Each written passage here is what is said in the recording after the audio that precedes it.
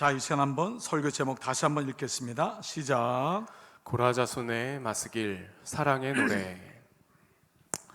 지난 기독교 역사에서요, 성경 다음으로 많이 읽히고 감동을 준 책이 하나 있다면은 바로 1678년에 그 영국의 침례교 설교자였죠, 이 존 버년이 쓴 철로 역정이라고 하는 책입니다.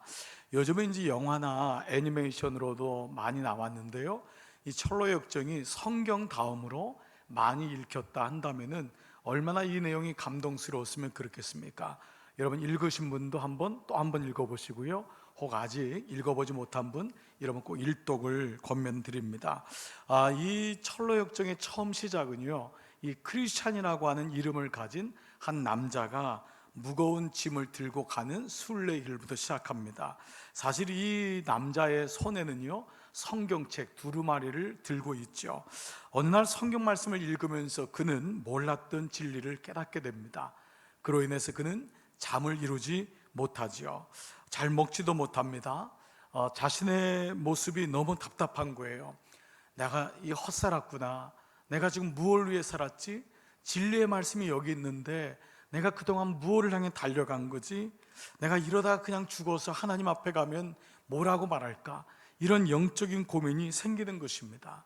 이걸 아내한테 얘기하는데도 아내가 이해를 못해요.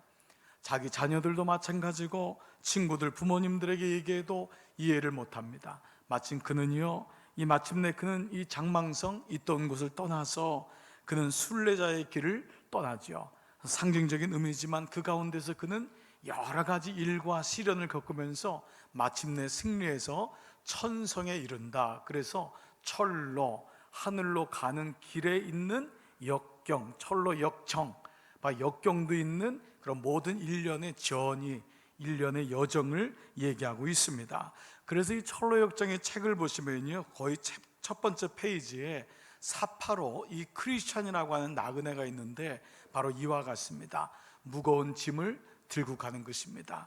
인생의 무거운 짐, 내가 젊어야 져야 될 이런 모든 짐을 지고 천성을 향해 가는, 그래서 마침내 이제 천성을 도달하게 되는데요, 그래서 이 철로 역정을 지은 존 버년의 무덤이 그 요한 웨슬리 목사님 기념 채플 앞에 있는 공원에 있습니다. 그 공원에 가면은 많은 사람들이 이제 사실은 존 버년의 무덤인지도 잘 모르는 분이 많은데요, 그 무덤의 좌우에는 그분이 누워있는 석상으로 만들었는데 이쪽과 이쪽에는 철로 역정의 상징적인 처음 모습, 인생의 처음 모습과 마지막의 모습이 있는데 첫 번째 석조로 된 조각된 그림은 이 그림이 나옵니다. 바로 어깨에다가 무거운 짐을 지고 가는 바로 이 나그네의 모습, 이게 인생의 모습이겠죠. 모두가 인생의 무거운 짐을 지고 있잖아요. 그런데 이 인생의 모든 짐이 하늘나라 가서 마지막 그 석상의 뒷면에는 바로 이 모습으로 나와 있습니다. 보십시오. 무거운 짐이 없어졌어요. 그리고 뭐를 붙잡고 있죠? 십자가를 붙잡고 있습니다. 제가 이 이제 내용을 보면서 이번 주에 다시 한번 철로 역정을 꺼내서 이것저것 내용을 보면서 우리 교우들에게 어떤 말씀을 드리면 좋을까 하다가 제가 그냥 은혜를 받은 게, 이게 믿음의 시작인데 이게 이렇게 목말라는 마음, 나는 그 목마름이 지금 또 있는가? 문득 그 마음이 드는 거예요. 그렇게 주님을 만나고 싶어 해서 그렇게 찾고 목말랐던 그 마음, 저도 한때 그런 마음이 있었고 지금도 그래야 되지만 그때에 비하면 좀 덜한 것 같은 마음으로 늘 주님 앞에 죄송한 마음이 있습니다. 얼마나 뜨겁게 주님을 목말랐는지. 여러분 오죽하면은 신혼여행을 기도원까지 갔겠어요. 지금 야단 맞을 일이었지만 돌아보면은 그 신혼여행을 금식기도원에 가서 그렇게 기도하고, 늘 말씀드렸잖아요, 여러분. 30년 전에 처음 그 끝나고 온 데가 여기라고. 우리 롯데 이거 바이킹 그거 기억나요? 그때는 이거 위로 올라가고 내려가는 거 없었고요, 바이킹만 있었거든요. 그게 30년 전에 딱 신혼여행 가서 그거 한번 탔었어요. 그러니까 그 처음 그렇게 목말랐던 그 마음, 개척교회 처음 갈 때 40일 동안 철회하면서 하나님 믿음 달라고, 하나님 좀 은혜 좀 달라고 그렇게 목마름을 가지고 있었는데, 어느 날 목사가 되고 어느 날 내가 왜 이렇게 그 목마름이 없어졌지? 여러분, 이것이 저의 고민만은 아닐 것입니다. 여러분에게도 그 모든 시작은 그 예수님을 향한 목마름, 이것이 여러분 오늘 이 아침에도 다시 일어나기를 축복합니다. 그 마지막은 뭐였죠? 십자가를 붙드는, 짐을 내려놓은 거예요. 나도 모르게 인생의 짐을 지고 이게 전부인 줄 알고 살았던, 그래서 주님을 만났음에도 불구하고 그 짐을 내려놓지 못하고 그게 십자가로 착각하고 살았던, 주님이 나에게 짐을 내려놓으라고 했는데 여전히 내가 지고 있는 거예요. 육신의 짐, 인생의 짐, 자녀의 짐, 관계의 짐.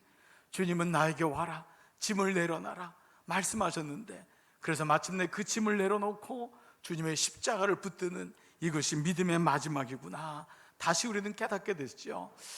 이런 미국의 에브람 링컨 대통령이 이 얘기한 게 기억나더라고요. 마치 만약에 나에게 나무를 베는데 6시간을 준다면 나는 도끼 고르는데 4시간을 사용할 것이다.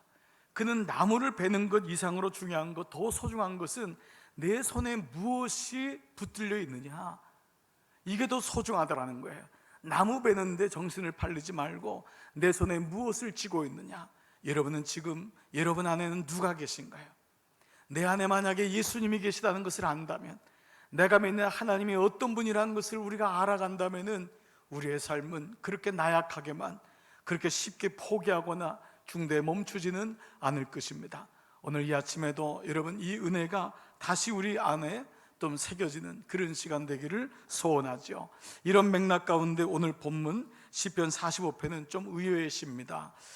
시편의 5권 중에 2권으로 구성된 2권에 속해 있는 시편 45편은 보통 2권은 42편, 43편, 44편도 다 고난에 대한 시입니다. 근데 오늘 시는 사실 여러분이 읽어보면 뭐냐 하면 이 시의 표제가 뭐죠?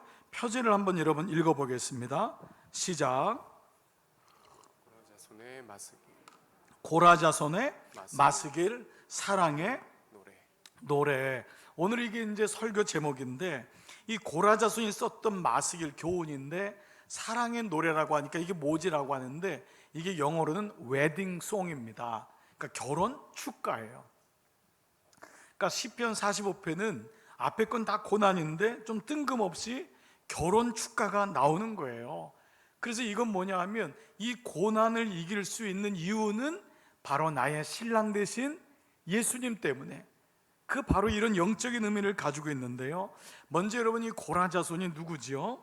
몇 차례 말씀을 드렸지만 바로 출애굽해서 광야에서 이 모세와 아론만 왜 제사를 드리느냐, 그래서 잘못된 이 불평과 마음을 가지고 그 백성들을 선동했다가 하나님이 기뻐하지 않으셨죠. 그래서 고라자손과 선동되었던 모든 사람들이 땅에 꺼져 죽게 되는 아주 굉장히 비참한 일이 일어납니다.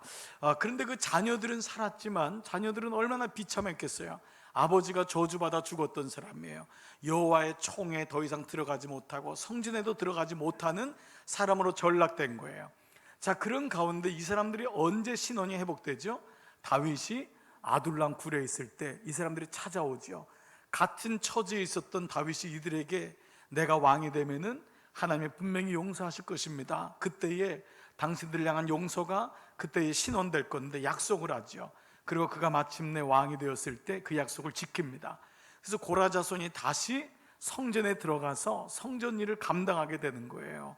자, 그런데 이 고라자손이 썼던 오늘 노래 중에 1절은 바로 그 고라자손의 변화된 모습이 우리에게 얼마나 도전과 은혜가 되는지 모릅니다. 자, 왜 그럴까요? 1절 말씀을 한번 읽겠습니다. 시작. 내 마음이 좋은 말로 왕을 위하여 지은 것을 말하리니 내 혀는 글솜씨가 뛰어난 서기관의 북극과 같도다. 자, 먼저 여러분, 내 마음이 좋은 말로 왕을 위하여 지은 것을 말하리니, 고라자손은 반역자의 자손 아니에요? 근데 지금은 어떻지요? 가장 왕 옆에서 왕을 칭송하는 자가 되었고, 고라가 멸망당했던 건 말로 인해서 멸망당했어요. 원망과 저주의 말을 했다가 하나님이 그것을 들으시고 그들을 저주했는데, 망하게 했는데, 오늘 뭐라고 하죠? 내 마음이 좋은 말로 왕을 위하여 지은 것을 말하리니 내 말의 혀가 글솜씨가 뛰어난 서기관의 북극과 같도다. 정말 기가 막힌 표현입니다. 시적인 표현이지만 여러분, 이 말씀에서 우리가 먼저 좀 적용되는 말씀이 있어요. 말이 결국은 인생을 좌우합니다. 여러분 가만 보니까요, 뭐 실력이 대단하고 뭐 얼굴이 출중하고 집안이 좋고 그거는 조금은 도움이 될지 모르겠지만 아니더라고요.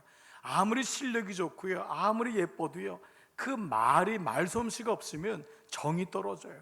얼마나 말이 이기적이고 자기밖에 모르면. 그런데요, 그 말에 모든 게 담겨 있더라고요. 그 말 한마디에 따뜻한 말이, 그 위로와 격려가 그 사람을 결국은 그 길을 인도하는 걸 보게 됩니다.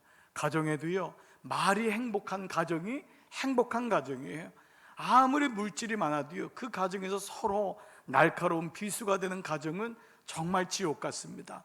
그런데 그 말이 사람의 마음을 만져주고 그 말로 인하여 위로를 받고, 그래서 우리도 마찬가지 아니에요? 이 시인처럼 내 인생의 왕을 만나니까, 하나님 만나니까 뭐가 바뀌죠?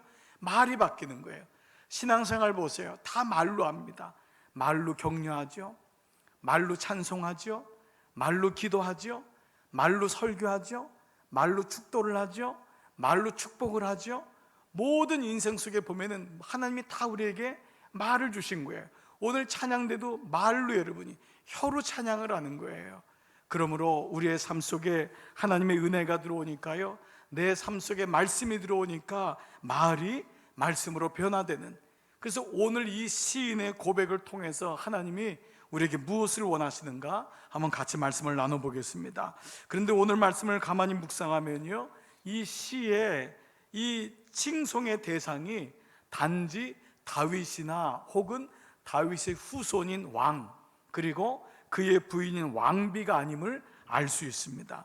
이 왕이 누구냐? 바로 시편은 메시아에 대한 그림자가 있거든요. 그렇게 기다리고 기다리던 메시아임을 알 수 있어요.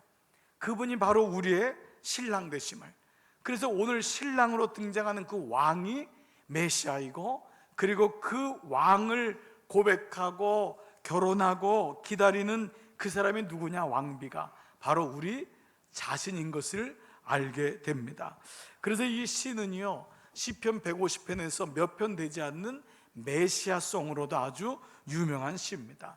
실제로 이 시편 45편은 초대교회 때부터 예수님이 어떤 분이냐, 예수님 그분이 어떤 분이냐를 쓴 것으로, 이 그림자로 드러낸 말씀으로 유명합니다.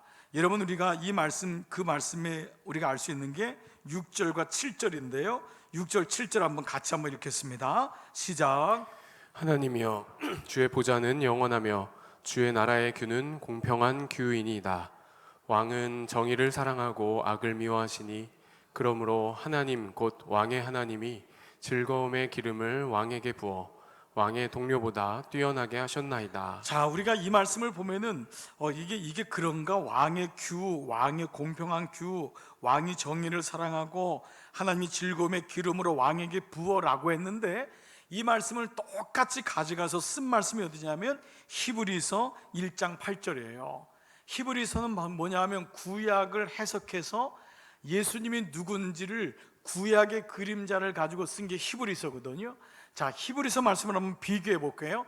이 말씀이 똑같은데 어떤 말씀이 붙었냐면은 바로 아들에 관하여는, 히브리서에서 아들이 누구냐면 예수님에 관하여는 하나님이여 주의 보좌는 영원하며 주의 나라의 규는 공평한 규이니이다. 주께서 의를 사랑하시고 불법을 미워하셨으니 그러므로 하나님 곧 주의 하나님이 즐거움의 기쁨을 주께 부어, 바로 예수님께 부어 주를 동료들보다, 세상보다, 사람들보다 뛰어나게 하셨다 하도다 하였고, 바로 이 말씀을 보여주고 있는 것이에요. 즉 하나님의 정의와 악을 미워하심이 바로 그 아들 예수 그리스도의 십자가에서 이루어졌음을, 그리고 그에게 기름 부음 받아졌음을 말씀하고 있는 거죠. 그를 기름 부으셔서 메시아로 세웠음을. 구약에서 메시아 기름 부음은 누구한테 있죠? 왕과 선지자와 예언자 아닙니까? 그런데 바로 이것이 다 이루어진 것, 제사장, 바로 이것이 다 한꺼번에 이루어진 것이 바로 예수님임을 말씀하고 있어서 그를 세상의 누구보다도 더 높이 뛰어나게 하셨다. 바로 이 말씀이 히브리서 1장에 있는 말씀인 것입니다. 자, 또 이런 면에서요, 오늘 여기 나온 왕은 신랑이라고 하는 의미죠.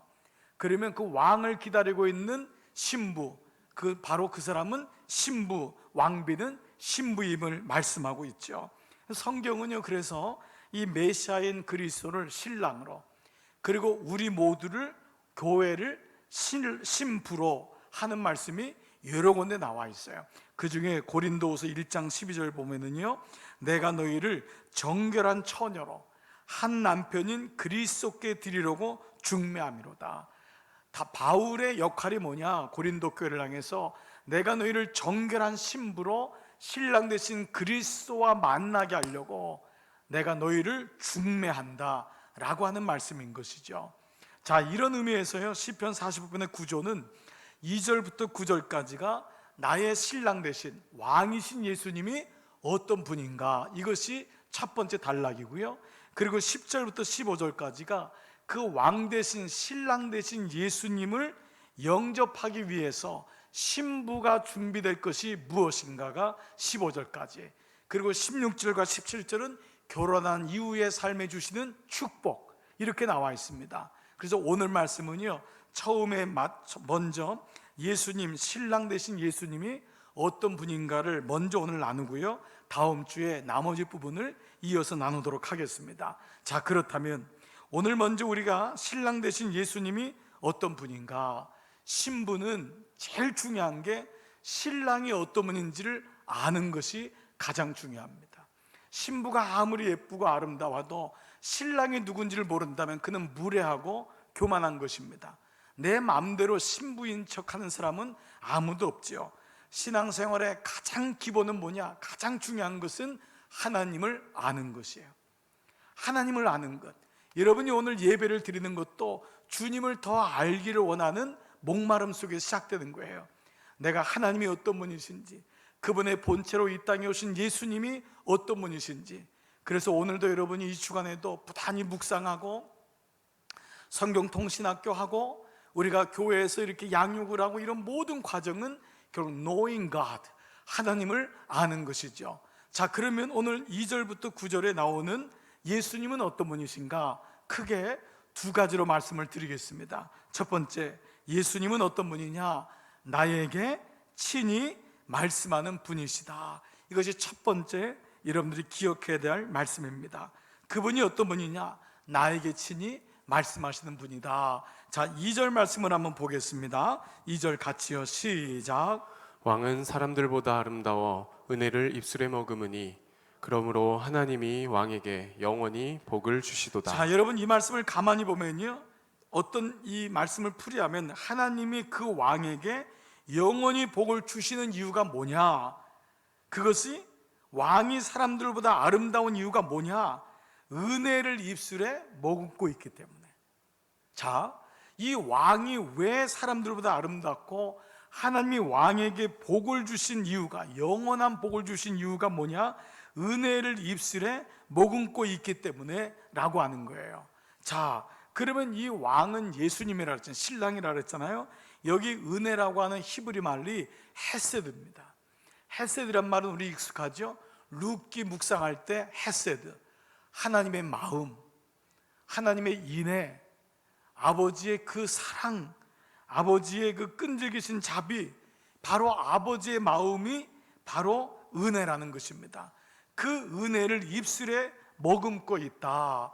자, 우리는 보통 머금다라고 하면 잠시 이렇게 입술에다가 입에다가 머금다 하지만 이 말 아짜르라고 하는 히브리 말인데요, 이 말은 그 정도의 말이 아닙니다. 그냥 물고 있는 말이 아니라 흘러 넘칠 정도로 가득 물고 있어. 그것을 주고 싶어서. 여러분, 왜 물고 있을까요? 먹기 전에 무는 것이 아니라 그 어린아이에게, 목말라는 사람에게 그 물을 주기 위해서 흘러넘칠저로 가득 머금고 있다. 이 말이 아짜르라고 하는 말입니다. 그러니까 첫 번째 뭐냐? 그 은혜가 넘친다. 그 은혜가 조금 있는 것이 아니라 그 은혜가 너무 넘치는 거예요. 두 번째는 뭐냐? 그 입에 넣은 물로 적셔주고 싶어하는 마음이 너무 간절하다. 그 어린아이가 빨대도 사용할 수가 없고 컵도 사용할 수가 없어서 그 어머니가 입에 있는 거를 넣어줘야 되는 거예요. 근데 그 물이 충분하여서 갈증을 해소하고 그 물을 넣어주고 싶어하는 간절함이 있다. 그래서요, 이 말씀이 시편 2권의 첫 번째 말씀이 42편이거든요. 그 42편의 1절이 이렇게 시작됩니다. 1절 같이 한번 읽을게요. 시작. 하나님이여 목마른 사슴이 시냇물을 찾기에 갈급함같이 내 영혼이 주를 찾기에 갈급하니이다. 이게 말씀이 연결되는 거예요. 아짜리라는 게 뭐냐면 내 영혼이 사슴이 시냇물을 찾기에 갈급함같이 주를 찾기에 갈급한 그 영혼에게 주려고 그가 입술에 은혜를 머금고 있다. 바로 그것이 왕의 모습, 신랑의 모습이라는 거예요. 여러분, 이 말씀이 뭐죠? 너무너무 주고 싶은 거예요. 그 입에 머물고 있는 것을 주고 싶은 거예요. 그러면 그 입에 머물고 있는 게 뭘까요? 바로 말씀인 거예요. 바로 말씀. 그 하나님 말씀을 그 당신이 우리에게 얘기하고 싶어 하시는, 그 말씀해 주고 싶어 하는, 견뎌야 된다, 이겨야 된다, 우리를 위로하고 권면하시는 그 예수님의 그 말씀. 그 요한복음 1장 1절에는 태초에 말씀에 계시니라, 이것을 요한은 알고 있었잖아요. 마치 이 말이죠. 그분이 우리에게 말씀 그 자체이기 때문에 말씀하고 싶어 하는 거예요. 신부에게 말씀하고 싶어 하는 거예요. 우리가요, 어떤 사람하고도 정말 여러분 그 사람을 가까웠고 사랑하면은 얘기하고 싶지 않습니까? 그래서 얘기 못한다면 어떻게 해요? 한 2시간 전화한 다음에 뭐라고 해요? 다 못했으니까 만나서 얘기해 그러잖아요. 그 왜 그래요? 자꾸 말하고 싶어 하는 거예요. 그 여러분이 자녀에게 자꾸 얘기하고 싶어 하잖아요. 그분이 바쁘셔서 얘기를 못할 뿐이지 여러분은 얘기하고 싶은 거예요. 저도요, 이렇게 얘기하고 싶은데 그분이 바쁘세요. 뭐 이렇게 공사가 다 망하신지 전화 한 통화하기가 너무 어려워요. 저는 그분에게 얘기하고 싶어 죽겠어요. 인생을 살면서 어려운 일, 힘든 일이 있으니까 아들아 이렇게 해봐, 이럴 때는 힘을 내야 돼, 너 주저앉으면 안 돼, 얘기하고 싶은데 어느 날 혼자 얘기하고 있는 거예요. 이미 그분은 전화를 끊으셨어요. 우리 이런 일 너무너무 많이 있어요. 여러분, 오늘도 이 말씀이 예수님이 우리에게 당신의 은혜를 머금고 있어서 우리에게 얘기하고 싶은데 혹 내가 먼저 전화를 끊고 있지 않냔 말이에요. 예수님 됐어요. 혹은 다른 소음 때문에 예수님 소리가 안 들리지 않아요? 혹은 바쁘다고 하는 핑계로 나 지금 예수님하고 만날 일이 없어요. 너무너무 바빠요. 제가요, 어느 날부터 이런 중보기도자들이 이런 얘기를 하더라고요. 목사님, 막상 기도하려고 하니까 왜 이렇게 할 일이 많이 떠오르는지 모른대요. 기도하려고 하니까 그렇게 일이 많이 떠올라서 기도가 안 된다는 거예요. 예수님 음성을 듣는다는 것이 결코 쉽지 않구나 우리는 알게 되죠. 예수님이 공생의 기간 동안에 이 땅에 계실 때 가장 칭찬했던 사람이 있어요. 여러분 누구죠? 바로 이방인 백부장이었어요. 그 백부장이 무엇 때문에요? 바로 한마디 때문에, 주님, 내 하인이 아프지만 우리 집에 오실 필요 없습니다. 내가 감당하지 못하겠습니다. 말씀만 하옵소서. 말씀만 하옵소서. 그 말씀 듣기를 원했던 백부장의 믿음을 보고 내가 이스라엘에서 이만한 믿음을 본 적이 없다. 예수님이 또 사랑했던 여인이 있었어요. 누구였어요? 마르다와 마리아 중에 마리아였어요. 물론 마르다의 봉사 헌신도 너무 귀하게 여기셨지만 그 분주한 마르다가 주님이 모처럼 집에 오셨는데 그 말씀 듣지 아니하는 걸 보면서 마리아를 향해서 몇 가지든 한 가지든 족하니라. 그 주님의 발 앞에 앉아서 말씀을 듣는 마리아를 보면서 예수님 말씀에 너무 그 마리아가 귀하였던 것입니다. 오늘 마찬가지 아닙니까? 오늘 이같이 우리 삶에 주님이 어떤 분이시냐? 그는 친히 말씀하고 계신 분이에요. 오늘 여러분 예배는 뭘까요? 주님의 음성을 듣는 시간입니다. 여러분 오늘도 주님이 여러분에게 말씀하실 거예요.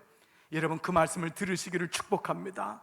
여러분 출애굽해서요 가나안 갈 때 하나님이 모세의 후계자로 세운 사람이 여호수아입니다. 근데 하나님이 여호수아에게 딱 한마디만 합니다. 전략을 잘 세워야 돼.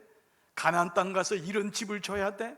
이런 나라 세워야 돼. 이런 얘기 한 번도 안 하시고요 한 말씀 하시는데 여호수아 1장 8절 이 율법책을 내 입에서 떠나지 말게 하며 주야로 그것을 묵상하여 그 가운데 기록된 대로 다 지켜 행하라. 이것만 하라는 거예요. 그리하면 내 길이 평탄하게 될 것이며 내가 형통하리라. 가장 중요한 게 뭘까? 그 예수님이 나에게 오늘도 말씀하시기를 원하시는 그분. 그래서 이 가나안 땅에 들어가면 말씀이 안 들릴 것을 주님은 알고 계셨던 거예요. 가나안 땅 들어가면 기준이 흔들릴 거다. 그래서 지금부터 이 율법책을 주야로 묵상하고 떠나지 말게 하라. 이것이 바로 예수님이 우리에게 오시는 신랑, 그분은 말씀이시다. 히브리서 4장 12절 보니까요, 하나님 말씀은 살았고, 세상의 정보, 세상의 뉴스는요, 여러분을 놀라게 할 줄 모르지만 어제 뉴스를 오늘 기억하는 사람은 아무도 없습니다. 다 지나갑니다. 세상의 정치인의 어떤 말도 다 지나갑니다. 그러나 하나님 말씀은 영원히 살아계시는 거예요. 지난 2000년 동안 모든 그리스도인들은 이 살아있는 하나님 말씀을 붙들고 살아왔던 거예요. 그리고 그 말씀은 뭐죠? 운동력이 있어.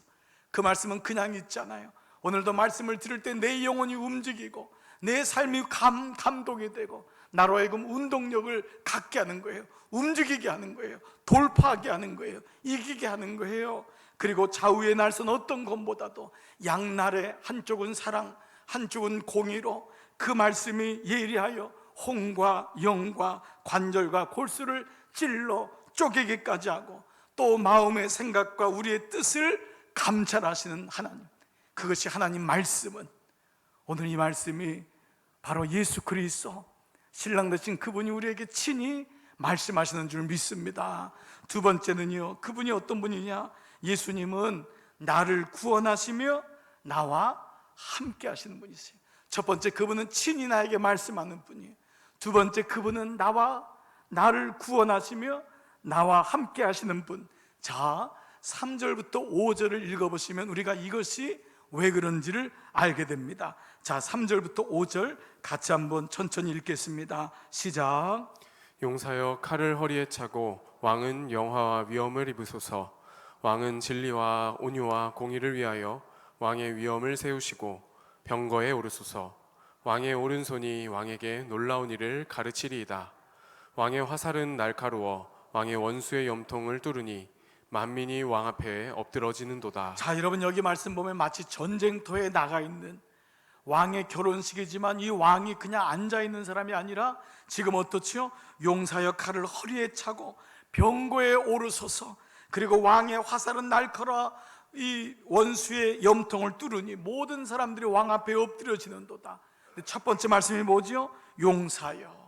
이 용사여란 말은요, 히브리 말로 기보르라고 하는 말인데, 이 기보르는요 그냥 겉으로만 어떤 이 제목만 용사가 아니라 이 뜻은 전쟁의 선두에 나가 자신을 희생하고 백성과 나라를 구하는 구원자라는 뜻을 가지고 있어요. 즉 이 신랑은, 이 용사는 그냥 나가라 라고 뒤에서 얘기하는 게 아니라 친히 선두에 나가서 친히 싸우시는 분이에요.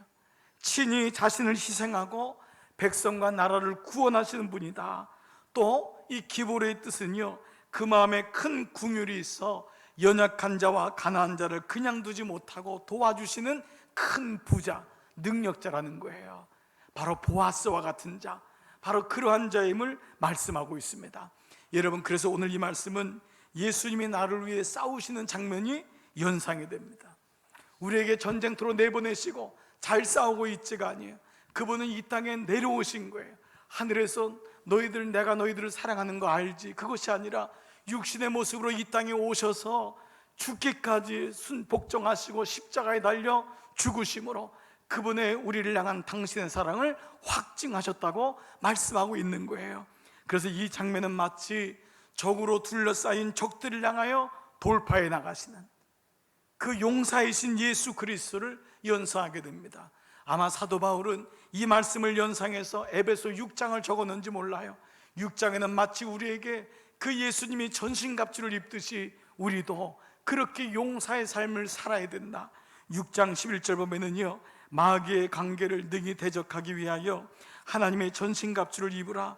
우리의 싸움은 혈과 육을 상대하는 것이 아니요, 이것만 보이는 것이 아니요, 통치자들과 권세들과 이 어두움의 세상 주관자들과 하늘에 있는 악의 영들을 상대함이라. 전신갑주를 입으라. 그 예수님이 용사의 갑옷을 입고 전쟁터에 나가신 것처럼 그 갑옷은요, 진리의 허리띠, 의의 흉배, 평안의 복음의 신발, 믿음의 방패, 구원의 투구였잖아요. 그런데 유일하게 공격령이 있어요. 공격령 뭐죠? 바로 말씀의 검. 말씀의 검, 바로 말씀의 검이었어요. 즉 이 말씀의 검을 가지고 돌파하시는 예수 그리스도. 그래서 그분이 우리를 위해 싸우시는 거예요. 우리와 함께 싸우시고 나에게 말씀하시면서 걱정하지 마라, 내가 너와 함께 있다. 나를 구원하시고 우리와 함께 하시는 그분. 그래서 마틴 루터가요, 종교개혁을 할 때 그 가장 어려운 시간에 썼던 곡이 뭐냐 하면, 여러분 잘 아시는 찬송가, 내 주는 강한 성이요, 내 주는 강한 성이요 방패와 병기 되시니. 근데 그 2절 가사가 기가 막힙니다. 2절 가사가 어떻게 시작되냐면, 내 힘만 의지할 때는 패할 수밖에 없도다. 힘 있는 장수 나와서 뭐라고요? 날 대신하여 싸우네. 이 장수 누군가?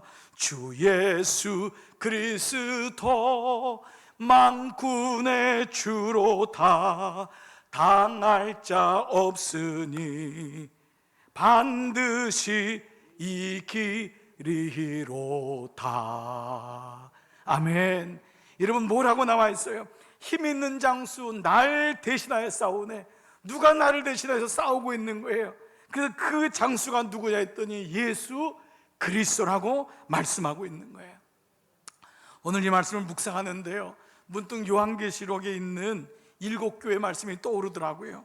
그 중에 여러분 7교회 중에 버가모 교회라고 있는데, 그 버가모 교회를 향해서 예수님이 뭐라고 말씀하시냐면, 계시록 2장 12절, 버가모 교회의 사자에게 편지하노니 좌우에 날선 검을 가지신, 말씀의 검을 가지신 이가 이르시되.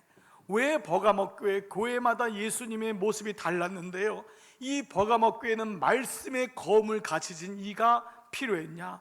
버가모 교회는요, 그 어려운 때에 순교를 할 정도로 믿음을 지켰던 교회였어요.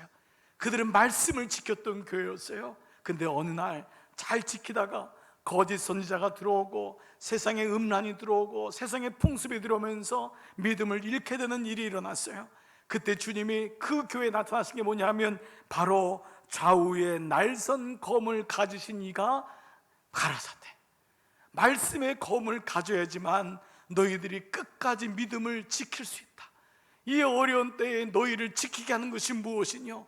그 예수 그리스도 신랑을 모시고 있는 너희에게는 말씀이 있는데, 그 말씀의 검을 가지고 나를 위해 대신 싸우시는 예수 그리스도가 나를 구원하시고 나와 함께 하시는데, 그래서 예수님이 뭐라고 말씀하시냐면 2장 16절에서요, 그러므로 회개하라. 그리하지 아니하면 내가 내게 속히 가서 내 입의 검으로 그들과 싸우리라. 내 입의 검은 뭐예요? 말씀이에요. 그분의 입에서 나오는 말씀으로 내가 너희를 도와서 그들을 물리치리라, 그들을 이기게 하리라 라는 말씀이에요. 제가 지난 우리 수요 저녁 예배 때 우리 최원재 목사님이 설교를 하시면서요, 그 마지막 예화를 들었는데 뜬금없이 그 레슬링 용어 하나를 말씀하셨는데, 지금 많이 잊어버렸는데 얘기를 들으니까 그래, 그 생각이 나는 빠떼루라고 하는 말이 있었어요. 빠떼루, 레슬링에서 쓴 말이잖아요. 여러분 1996년 그 아틀란타 올림픽 때 그 시면호라고 하는 레슬링 선수, 그때 그 가냘픈 몸매 레슬링 선수가, 그 사람이 너무너무 힘들었던 사람인데 그 레슬링에서 그 러시아 사람, 그 우즈베키스탄 그 상대를 이기는 그런 장면에서 나왔던 게 이제 빠떼루다 해서 파테르라고 하는 말인데, 이게 너무 힘이 빠져가지고 공격을 못하거나 있으면은 그 주심이 이거를 이제 그 벌칙을 주는 건데요, 아무것도 못하게 그 바닥에다가 손을 얹고 무릎을 얹고 있어야 돼요. 그러면 뒤에서 그 상대 선수가 힘 있는 선수가 와서 배에다 탁 손을 잡아가지고요 뒤집어 엎어요. 그러면 점수가 나버리고 지게 되는 그런 일을 그때 나온 게 빠떼루라고 하는 단어가 나왔는데, 이 단어가 며칠 동안 저에게 이렇게 대세김질이 되고 묵상이 되더라고요. 요즘 마치 우리의 모습이, 오늘 기독교인들 그리스도인의 모습이 이 빠떼루를 당하고 있는 모습과 다르지 않구나. 요즘처럼 욕을 많이 먹는 때가 어디 있어요? 요즘처럼 정말 우리조차도 너무너무 힘든 때를 지나고 있는 거예요. 그런데 이거 누가 손가락질할 게 없는 게 결국 그게 우리한테 오는 것이고, 이제 구정인데 여러분 누구한테 가서 여러분 가족끼리 예수 안 믿는 사람한테 교회 다녀, 예수님 믿어, 이런 얘기하기조차도 어려워지는 시대를 겪고 있어요. 그리고 또 그러지 않을지라도 지금 이 3번 셧다운이 오면서 지난 1년 동안 얼마나 믿음 지키기에 정말 급급합니까? 너무너무 어려울 거예요. 여러분 자녀들은 더 알 거예요. 부모님들이 좀 믿음을 가지고 일어나면, 엄마 지금 때가 어느 때인 줄 알아? 그냥 집에 있어, 어디 움직여? 그런 얘기 들으면 또 위축되고요. 지금처럼 위축된 적이 없어요. 저도 마치요, 지난 1년 동안 마치 아무것도 할 수가 없는 거예요. 매 시간마다 중보기도를 들어가서 하나님께 우는 게, 하나님 좀 지혜 좀 주세요, 하나님 좀 은혜 좀 주세요. 어떻게 하면 이 교인들을 어떻게 하면 좋아요? 3분의 1밖에 눈에 안 보여요. 주님 어떻게 하면 좋아요?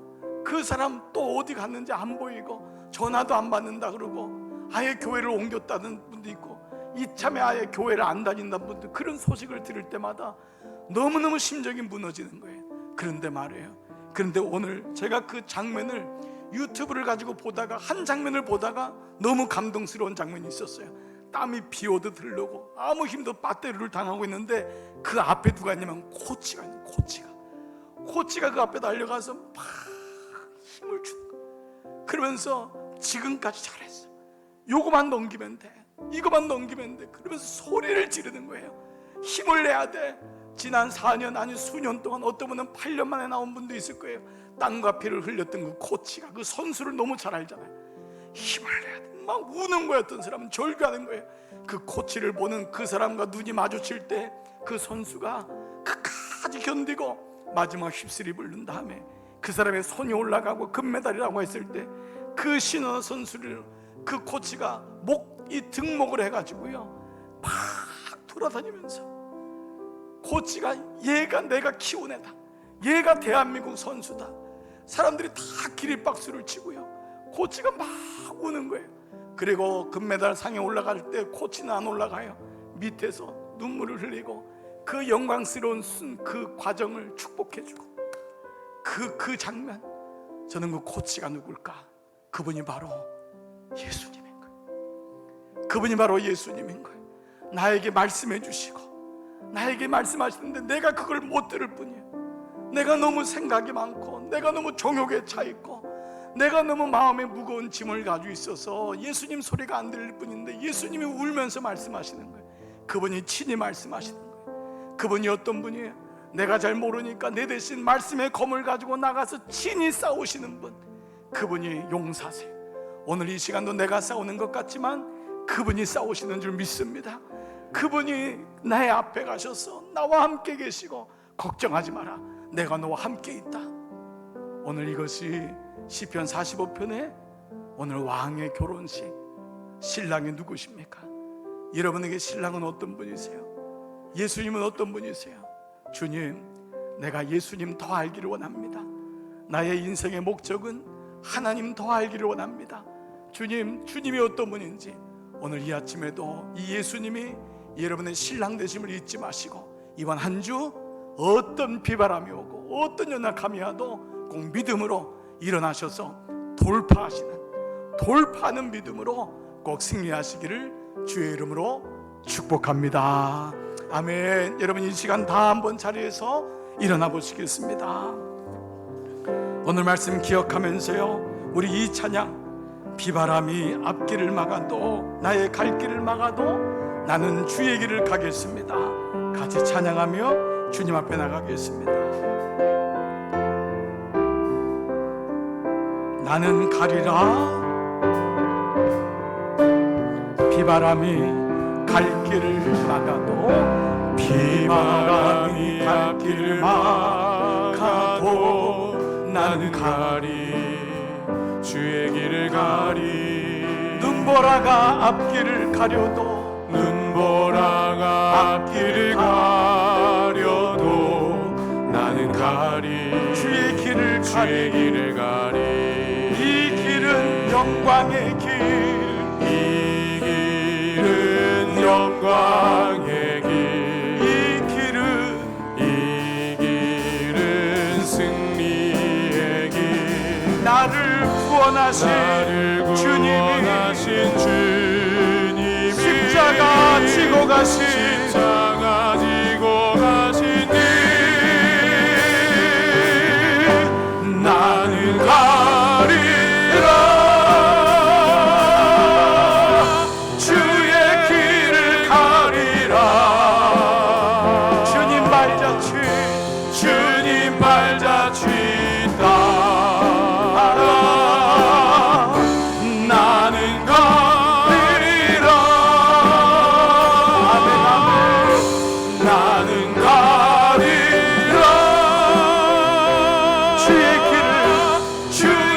길을 가리라 주님 발자취 따라 주님 발자취 따라 나는 가리라. 나는 가리라 험한 파도 앞길을 험한 파도 앞길을 나는 가리.